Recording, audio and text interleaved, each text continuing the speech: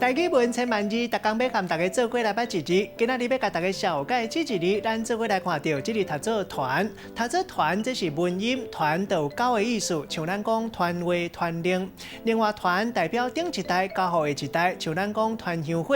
另外这里团嘛有话的意思，像咱讲团练。若是宣传，代表讲甲消息讲互大家知影。另外这里文音也可当读做段，像咱讲古早小说故事、济公段、白蛇段。另外，还有一个鼻音，大家较罕咧听到，读做汤，同款嘛是团的意思。带大家做伙来小解两个词。头一个咱读做团汤，同一个汉字，也毋过有无同的读法，一个是文音，一个是鼻音。团汤的意思就是团成。第二个词读做组团闭园，本来是咧讲祖公啊团来游园，一般正式的医药册无记录，即马搁再混看，无一定是游园，嘛会当讲是功夫或者是手路菜。咱用一句话来举例，甲这两个词夹做伙。譬如讲，这间面店啊，已经传汤到第5代，其中上出名就是因的汤头，是因兜组团闭园。